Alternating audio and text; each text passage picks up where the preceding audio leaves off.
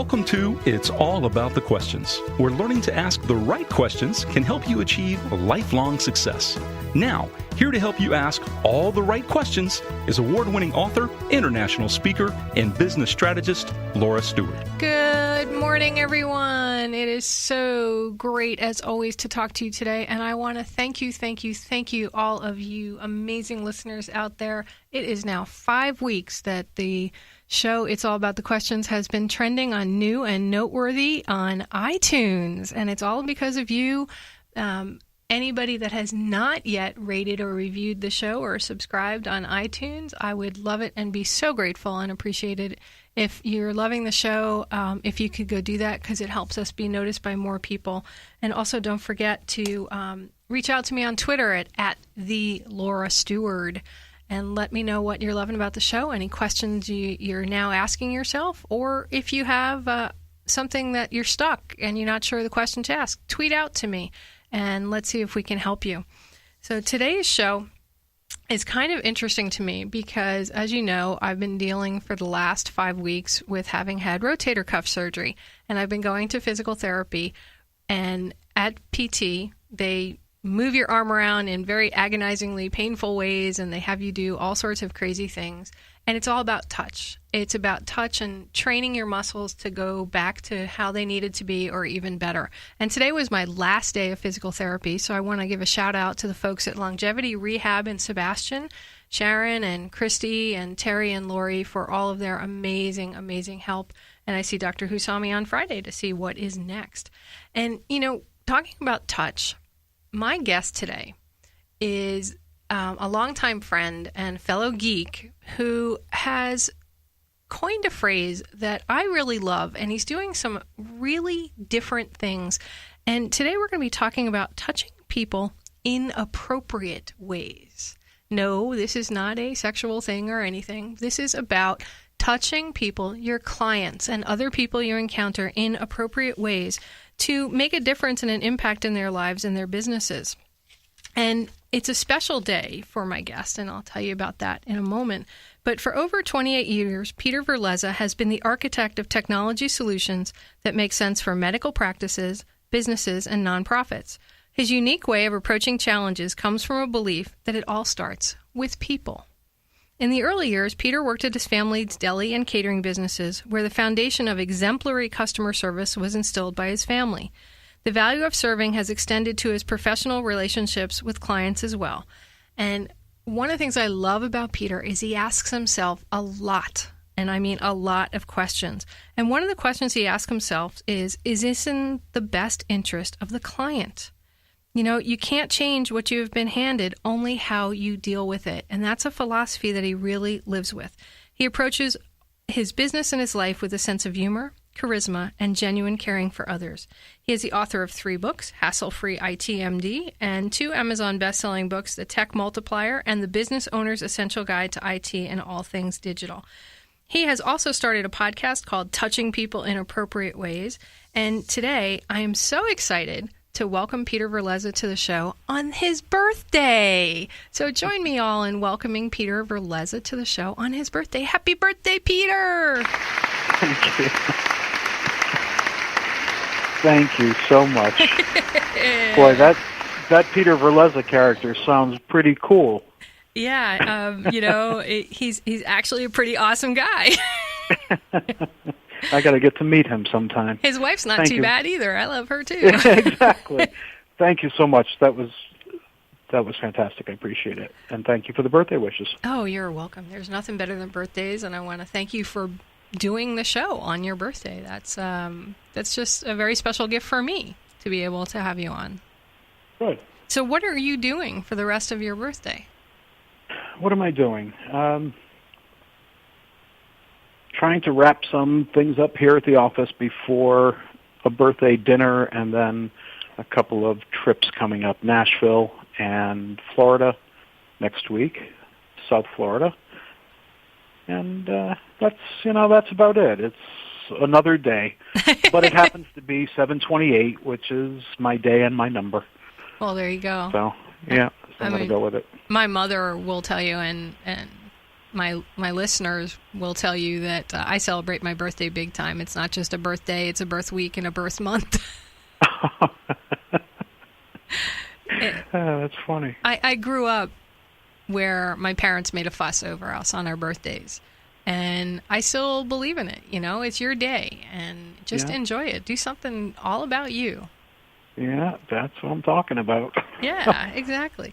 So now, we first met because we lived in the same condo development and everything, but we bonded because we were geeks, and we loved talking tech and all of that. But, how did your journey in the tech business really start? Because people that are into people are not normally known for being geeks. Yeah, that's a good question, because it kind of, it started in one place and it went down a completely different road. So I had, a bunch of years ago, 2002, 2003 time frame, I was a partner in a business that was unrelated to the tech business.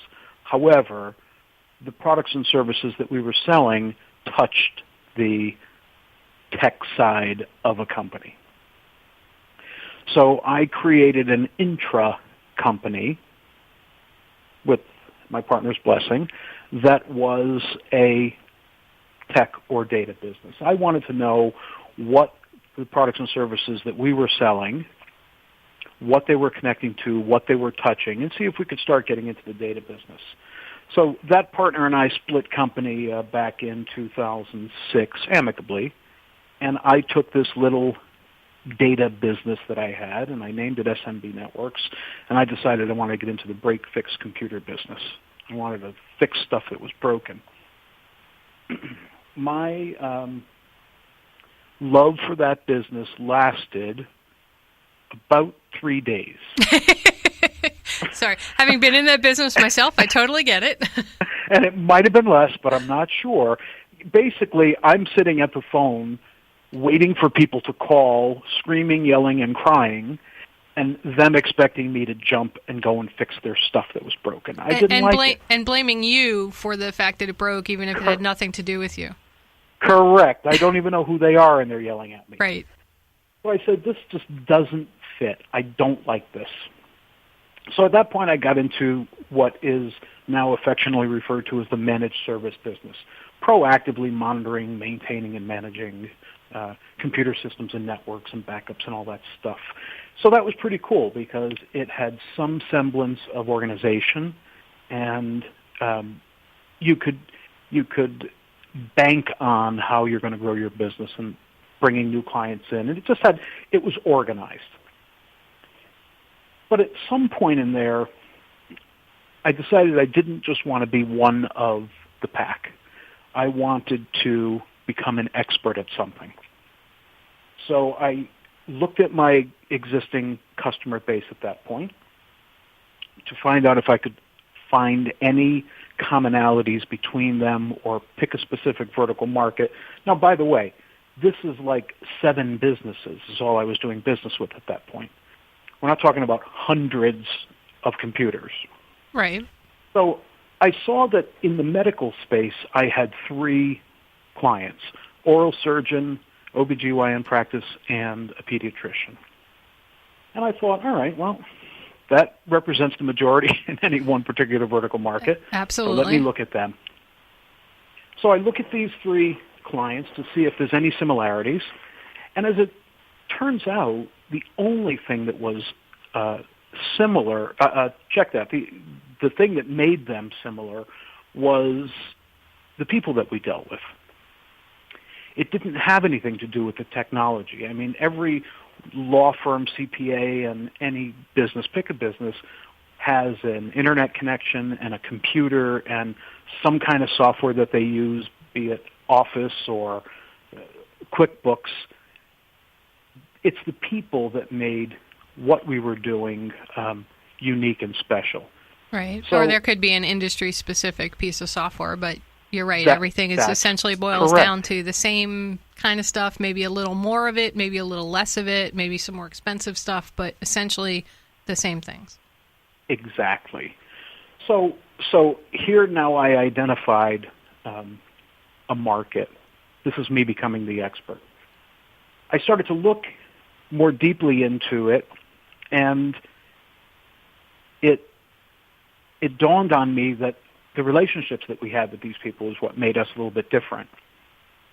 So that's kind of how we got to that's the journey in the tech business. I'm still in the tech business. We still do business with medical practices. We do a bunch of other different things with a lot of other different companies using the same mentality and mindset that we started with in the tech business. I think you're a little less in the tech business and a little more in the relationship business, and you happen to use technology to help your customers. Well, it's interesting you say that, because when anybody asks what we do, I answer, we build long-term, committed relationships with raving fans, and it just so happens it's technology that we do it with. Yeah. If I owned a hot dog stand, I would want long-term, committed relationships with people that loved me.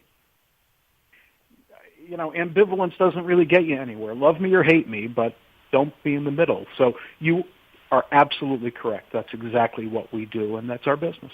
Yeah, I was very similar, as you know, when I had my tech company. It was less about the technology. Somebody would call us up and say, you know, I need a computer, and I'd go in and sit down and talk with them, and we'd end up sometimes not getting them that computer, getting them something completely different, because we'd look at the relationship, where they wanted to go with their business, and help them figure out the strategy that the technology would assist them in versus the technology being their business. The technology was a support tool.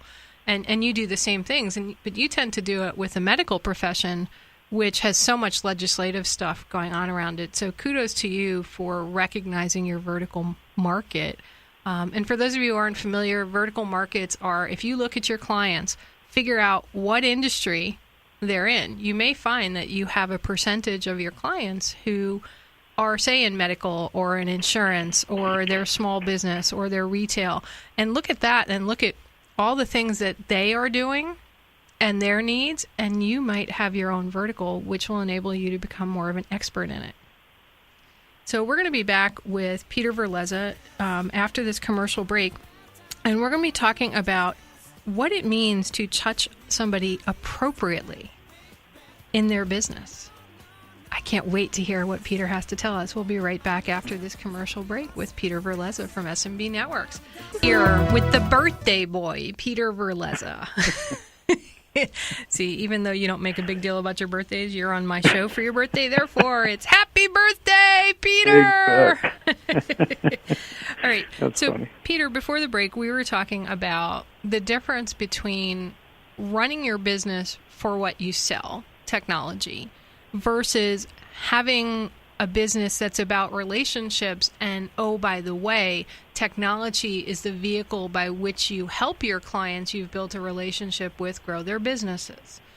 The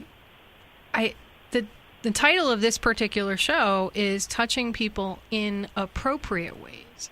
And the first time I ever heard you say that, I was like, oh my God, that is so brilliant. Tell us what that means. Okay, so my business is the technology business. I mentioned earlier that I wanted to become an expert at something. I wanted to stand out from the pack, and I wanted to differentiate myself. So the very first thing that we did was identified this group of people that we were doing business with, the majority of the group of people, in this case medical, and figure out, get all the details that we needed to determine why they were attracted to us and why we were attracted to them. Once we did that, once I identified the market, now the question is, how do I become an expert in their eyes?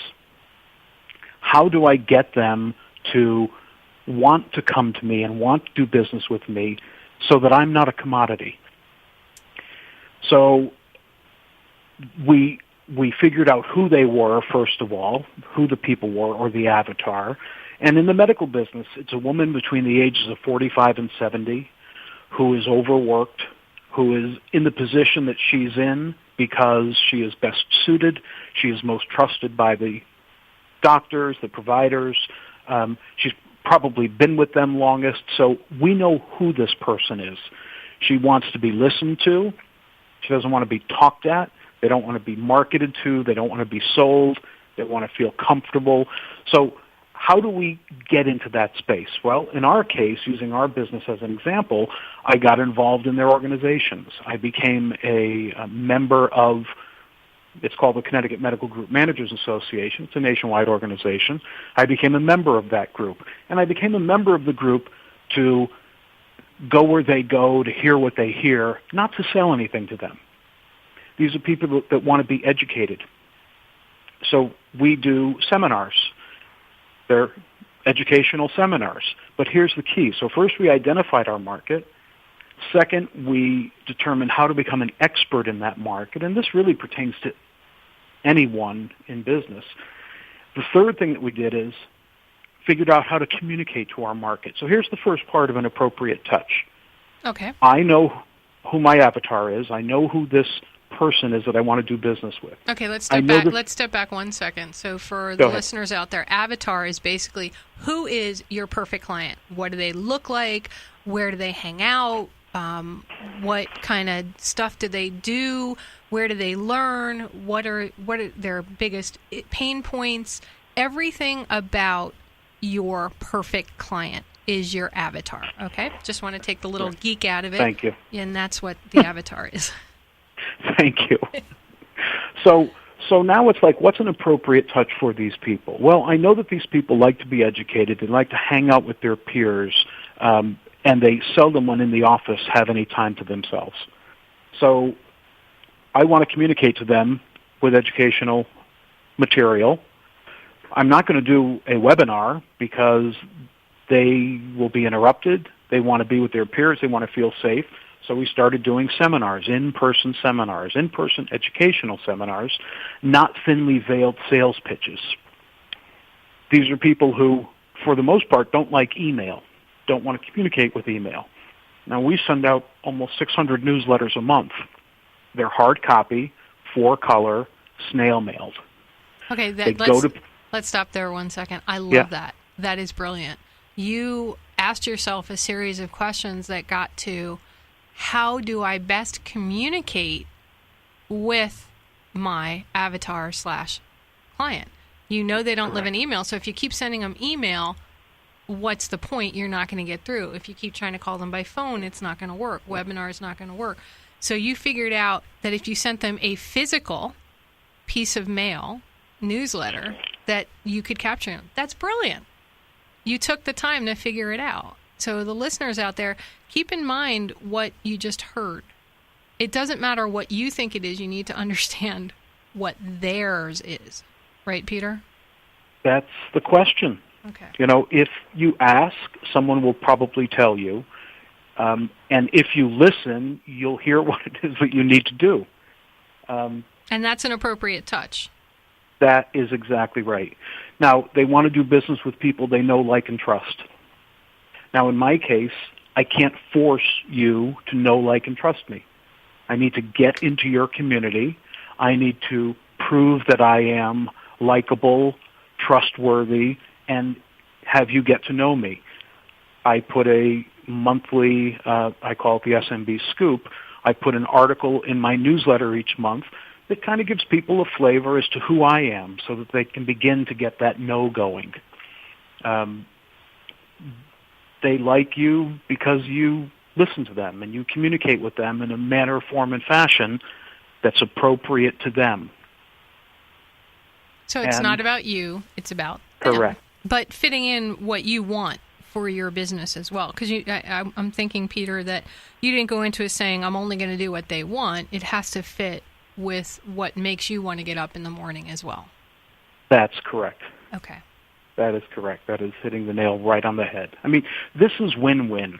And this is everyone sitting on the same side of the picnic table, and there's plenty of room at it. There doesn't have to be a winner. There doesn't have to be a loser. We're all in this to come out with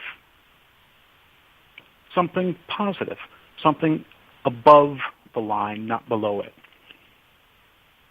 I love that. I'm sitting here going, gosh, I wish more businesses would do what you just talked about in the last 10 minutes. Well, I wish more people would, because that takes me to a whole nother place with my touching people in appropriate ways. And when we come back after the news break in a few minutes, we're going to go into that. But a last thought before we go into commercial.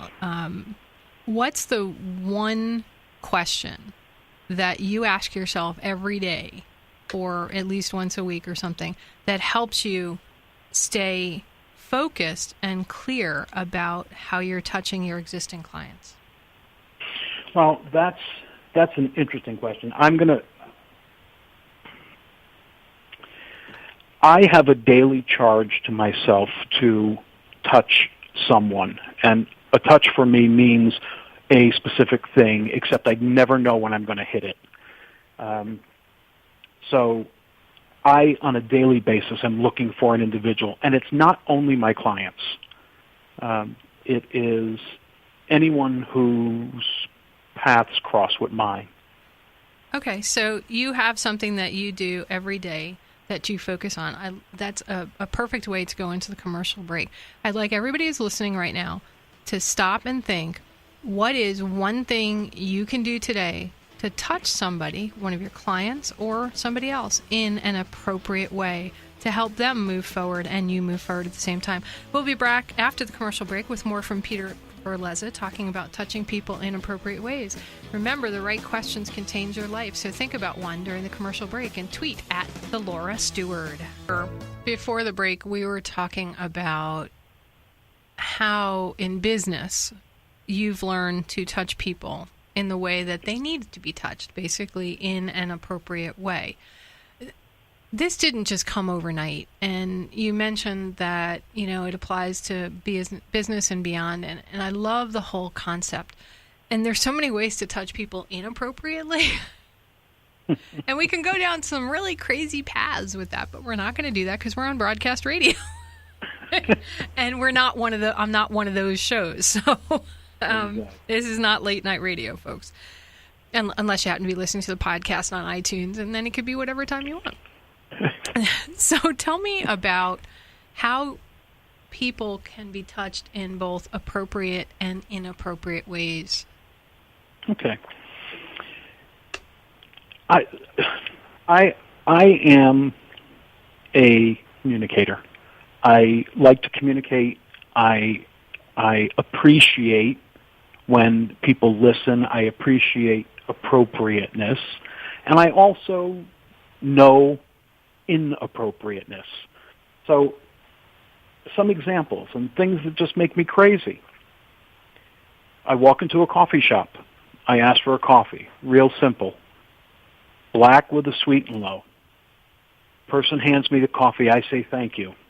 They say yup. Okay, now, we've all been there. Sometimes you don't even get the yup.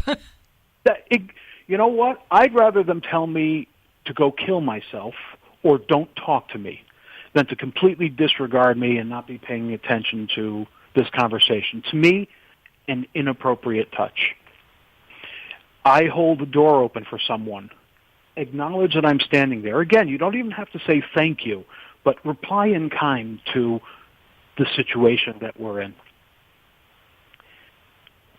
Those, simple. This really isn't about touching people physically. This is about connecting with someone, connecting with an audience, and getting where they are. Now, one of the things that I do want to say, and I'll go to the other question, or the other side of this, what's appropriate. One of the things that I do want to say is that no one has to change who they are, what they do, or how they do it. They just have to know that if they don't get on the same level with the person or people with whom they are trying to connect, they won't connect with them. I have a couple of examples that I use. We're in the medical space. We have a strict rule here that any smokers in our office can't smoke on the way to a medical practices office, and on and on. We just want to make sure that we are appropriate to the environment that we're going to. So I say if a pediatrician walked into a room and I had my child there for an examination and they smelled like smoke or had a foul mouth or an off-color language, not appropriate for the situation. I'm not a prude, but for the situation that we're in, for that circumstance, it's not appropriate. So it's simple things like that. And I go back to saying early on, after I did the whole touching people in appropriate ways, my 3-part audio series, it dawned on me that this applies to everyone, all the time, everywhere, in every walk of life, or should. It is being present, appropriate touches. Be present. We're sitting, I'm asking you a question, you are replying to me, and I am texting while you're replying to me. I may be paying attention, but I'm not present, or at least I'm not communicating to you that I am. Be authentic. Say what you mean what you say. Connect with me. Tell me not what I want to hear. Tell me what you need to tell me, but tell me in a way that I'm going to accept it, that I'm going to take it. If if I have a foul mouth, you don't necessarily have to have one, but we're not going to connect up. It's just not going to feel comfortable. It is not appropriate. So earlier I mentioned something about a daily mission that I am on, and that is to touch someone. I've got some wacky sayings. I will take credit for half of them. I'm not sure which half, but I will take credit for some. One of my wacky sayings is, God made closets to hide things in. And when your closet gets too filled, you move.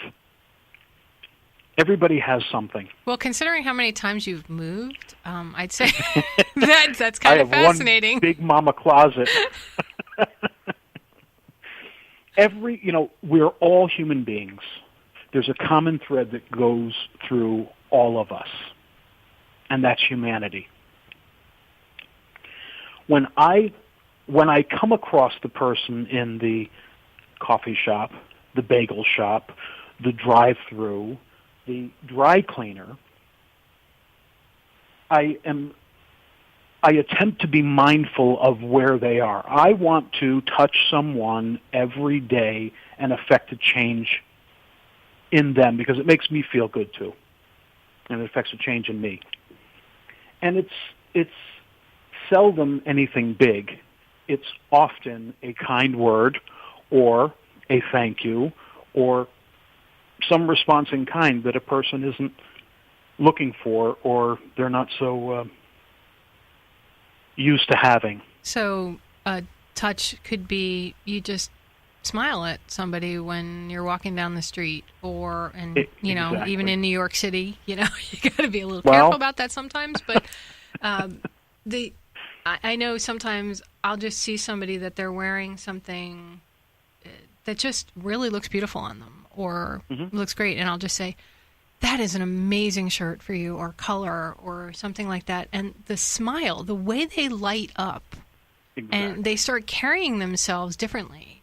You've made a difference for that person. I opened a door for an older woman. I was already out the door and then I realized she was getting close and I went back and I held the door open for her. And she just looked at me and almost tears in her eyes. She said, "Thank you. You really made my day." And I responded, "My pleasure." And she's like, "Your mom brought you up, right?" And I'm like, "Well, my parents did. They taught me to be courteous and pay attention to other people." Bob Berg, who I know you know Bob as well, on a radio show, he talked about if somebody says to you, "Thank you," your best response is, "My pleasure." Mm-hmm. Not just "you're welcome," right. but "my pleasure." And it's amazing the shifts that happen for people when you say "you're welcome" or you say "my pleasure." Well, and that's an interesting point because an appropriate touch for me, again, I listen, and anyway, that's a whole nother topic. If I say thank you to someone, I don't like, or I should say I prefer certain answers. I don't expect no problem.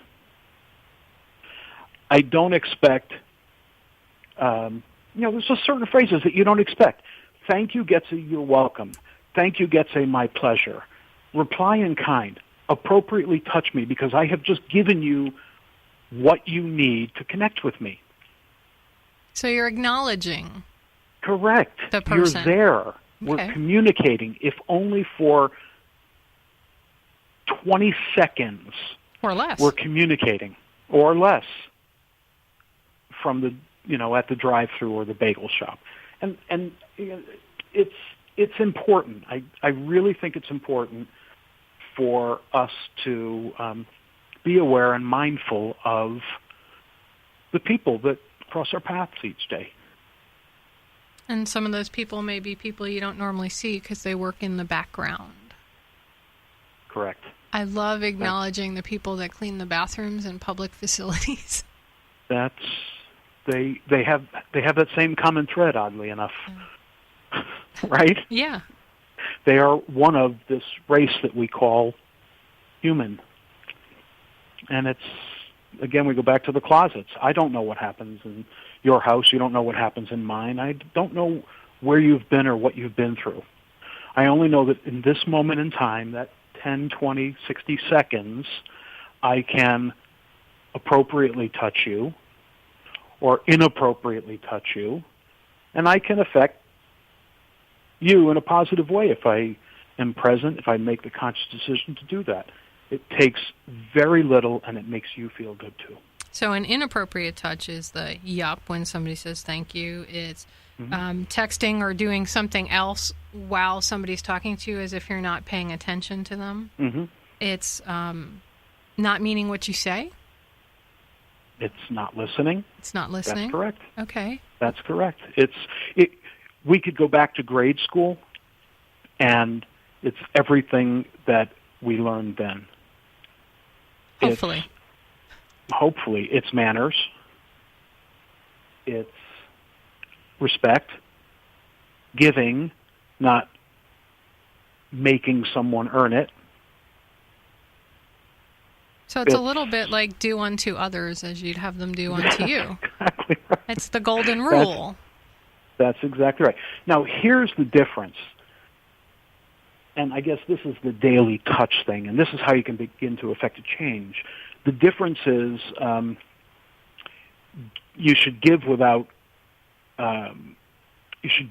remembering, and get without forgetting. Okay, say that again. Give without remembering. Give without remembering, and get without forgetting. All right. I am giving you what I'm giving you because I'm pushing it out to you. I'm not expecting anything in return. And we're done. This is not a balance sheet. With that said, when you give to me, I'm not going to forget it. It's important. That has value. Oh, that is such a tweetable line. So give without remembering and get without forgetting. I love that. When we come back from the commercial break, we'll be talking more with the birthday boy, Peter Verlezza. We'll be right back after the commercial break. So, Peter, I loved that last line that I'm so going to tweet out when the show's over because I'm having a little trouble doing that today. I think it's because my arm's still not 100%. But give without remembering and get without forgetting. It's such a tweetable comment. Anybody who's listening out there, please feel free to tweet that out. Tag me at @TheLauraStewart, and let's get a conversation going about touching people in appropriate ways with Peter Verlezza. And Peter, why don't you share your contact information with everybody so that they can reach out to you? Cool.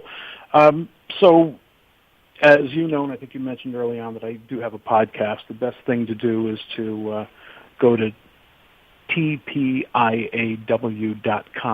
That's the first letter of each of the words, touching people in appropriate ways. That is, we interview movers and shakers about this topic and what it looks and means to them to appropriately touch their audience. Anybody that wants to reach out to me can do so at peterv@smbnetworks llc.com. That's my company. And if I can help in any way, I'd be happy to. I mean, this is a way of life for me. It's something that I love to do. And if we all touch someone each day, we can make a difference. And it feels good. That's perfect. And if you do listen to Peter's podcast, you'll see me on there. Peter interviewed me last year for his podcast when I first started out. So it was a lot of fun. I really enjoyed it. Me too. This has been fantastic, and I'm so honored that you had me on for my birthday. This is the special part of my day. Awesome! Yes. Here we are. So, Peter, when you were talking about, the things that you need to do to touch people in an appropriate way, you talked about being authentic. Say what you mean what you say. Sometimes for people, that's not that easy a thing to do because they're looking at, especially in business and in personal life too. Mm-hmm. They're like, I need to meet the person where they are. I know what they need. I know how they want me to be. So what would be your advice to somebody for how to find their authentic self and still get the right people around them that they need so that they can touch them appropriately? Well, that's an excellent question, and it is a balancing act. You need to be in touch with who you are first. To be in touch with who you are that's the most important piece. If you can recognize who you are and where you're at, then when you come across someone else, you can and will be able to connect with them if you are listening and are present, but you're doing it in your way. So I used an example earlier, and this is something, I'm not a prude, but I don't particularly, I don't cuss. If I'm with someone who does have a foul mouth, I am not going to cuss because that's not authentic for me. I know who I am. Now, maybe I'll turn up the volume of our conversation, or I will communicate in a manner, form, and fashion that's closer to where they are, but I'm not going to cross the line of who I am. And I don't know if that makes sense. It makes sense in my head, but unfortunately I'm not a professional in these areas, so sometimes it's difficult to communicate. But I know where that authentic line is. I know who I am. I know how I want to communicate, and I also know how I don't want to communicate with someone and where I don't want to go. So you have to know who you are. You have to spend time on what you want to do and how you want to do it. And I hope that answers the question. I'm not 100% sure it did. Actually, it did. It's really what you're saying is it's about recognizing how you choose to live your life and saying, I can be me, even if that other person is exhibiting behaviors that I'm not comfortable doing myself. But then I think you also have to look at, if that person is always doing things that do not align with you and you're uncomfortable around them, maybe that's not the right person to be around all the time. And you know what I say to that? What? What she said.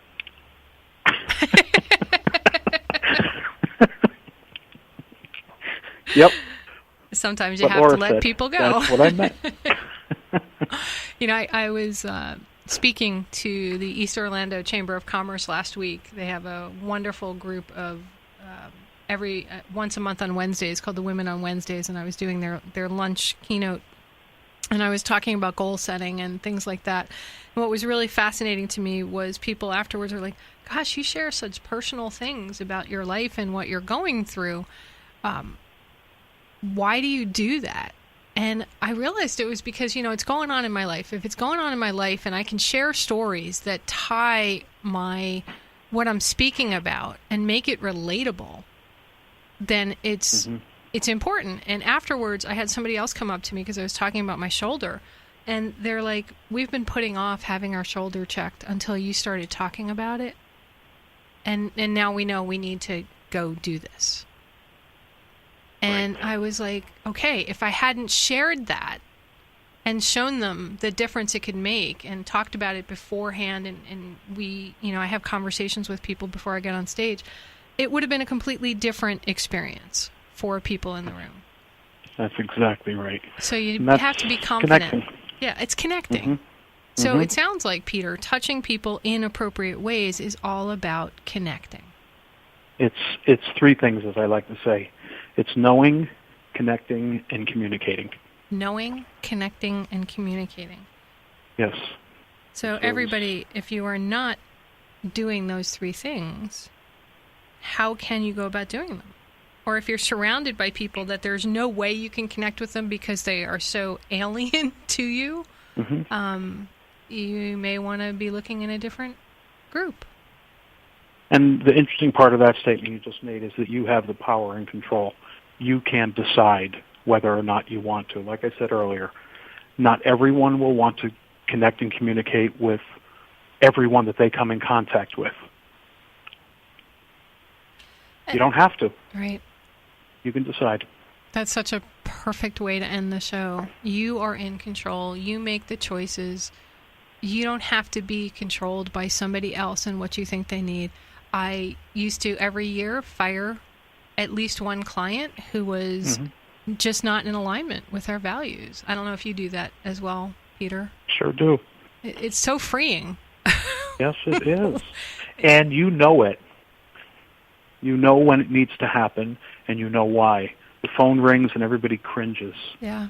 And you typically know about it way, way, way in advance of when that moment is you finally decide to do it. So we just need to pay more attention to that inner knowing. So, Peter, thank you for being here on your birthday. I wish you a happy, happy, happy birthday. Thank you so much. It's been great having you here. And everyone, you can catch the replay on iTunes on It's All About the Questions. Subscribe at it'sallaboutthequestions.com. And remember, if you're not asking the right questions and you need some help, I'm available for one-to-one or workshops. You can reach out to me at the Laura Stewart. And thank you for listening. And remember, the right questions can change your life. You've been listening to It's All About the Questions, starring Laura Stewart. Connect All right, with Laura birthday at boy, go off and have a it'sallaboutthequestions.com and download a free workbook that will help you ask better questions starting today.